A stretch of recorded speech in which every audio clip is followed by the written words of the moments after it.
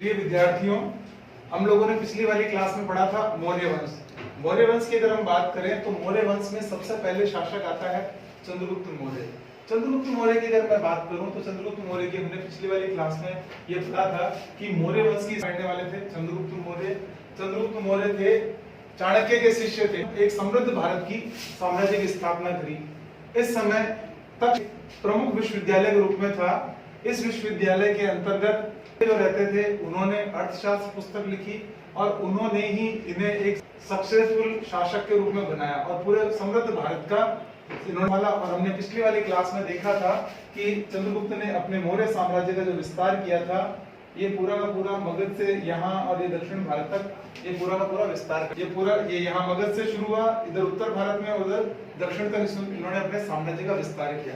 इसके बाद चंद्रगुप्त मौर्य के पुत्र बिंदुसार, यानी अगर हम इसको समझें तो सबसे पहले ये क्या हो गया, चंद्र, चंद्र के बाद बिंदु, बिंदु के बाद में अशोक। इस तरीके से आप इनको याद रख सकते हैं कि चंद्रगुप्त मौर्य से स्टार्टिंग हुई। बिंदुसार की अगर हम बात करें तो बिंदुसार का जो शासन काल बताया गया है 298 ईसा पूर्व से 272 ईसा पूर्व, यानी 1918 से बीसी से लेकर 72 बीसी के बीच में थे। इनकी अगर बात करें तो ये प्रतापी शासक थे। इन्होंने अपने शासन काल में तक्षशिला के विद्रोह का दमन, इसके अलावा जो साम्राज्य विस्तार था इसी साम्राज्य विस्तार को रखा और इसको साम्राज्य को उनके हाथ से नहीं जाने दिया। अब बात आती है कि बिंदुसार को अलग अलग नाम से कहा गया। यहाँ अगर हम कहें यूनानी लोग इन्हें किस नाम से जानते थे, यूनानी इन्हें अमित्रोचेटस के नाम से जानते थे। अमित्रोचेटस किसने कहा, यूनानी लोगों ने। यहाँ इंपॉर्टेंट प्रश्न ये बनता है बोर्ड एग्जाम में अगर ये पूछ लिया जाए कि बिंदुसार को अमित्रोचेटस किसने कहा, तो यूनानी विद्वानों ने कहा। फिर अगर हम आगे देखते तो वायु पुराण के अंदर इन्हें किस नाम से जाना गया है, या इन्हें भद्रसार नाम से बताया गया। यानी भद्रसार किसका नाम है, ये भी बिंदुसार का ही नाम है। और जैन ग्रंथों में इसे सिंहसेन नाम से बताया गया। यानी एक ही व्यक्ति को अलग अलग विद्वानों ने अलग अलग नामों से बताया गया।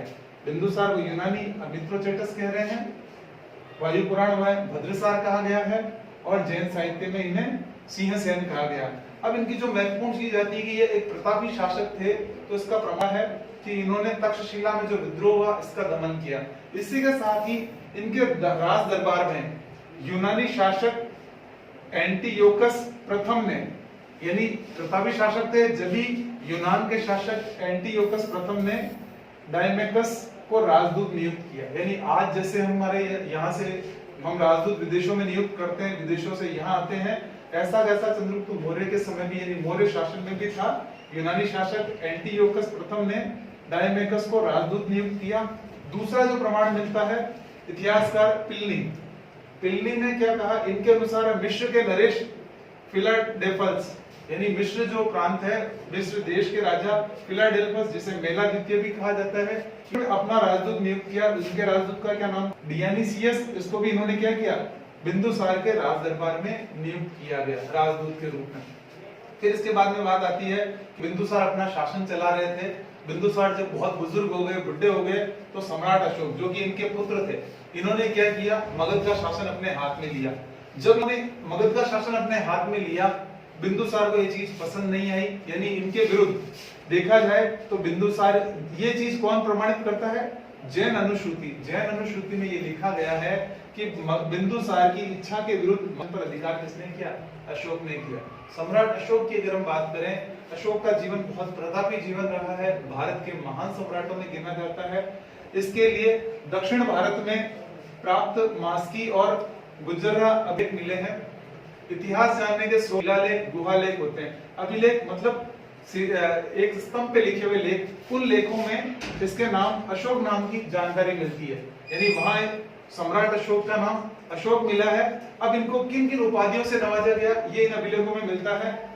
देवानी पिय और देवानी पिय पिद्दसी, देवानी पिय और देवानी पिद्दसी, इन दो उपाधियों से अशोक को सम्मानित किया गया। और जब बात आती है कि एक प्रतापी शासक थे, तो कोई भी इनको अपनी पुत्री देने को तैयार हो गया।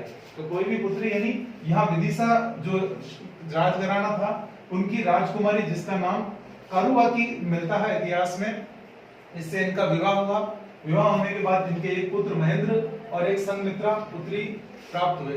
अब कहते हैं सम्राट अशोक प्रारंभिक उसने बहुत से युद्ध लड़े, लेकिन इनके जीवन में जो महत्वपूर्ण युद्ध आता है वो है कलिंग विजय। कलिंग विजय के बाद में सम्राट अशोक का जीवन में काफी परिवर्तन हो गया और सम्राट अशोक ने अपनी युद्ध और हटकर उसकी जगह इन्होंने जो बौद्ध धर्म है उसको अपनाया और कहते हैं इनके जीवन में काफी परिवर्तन हुए।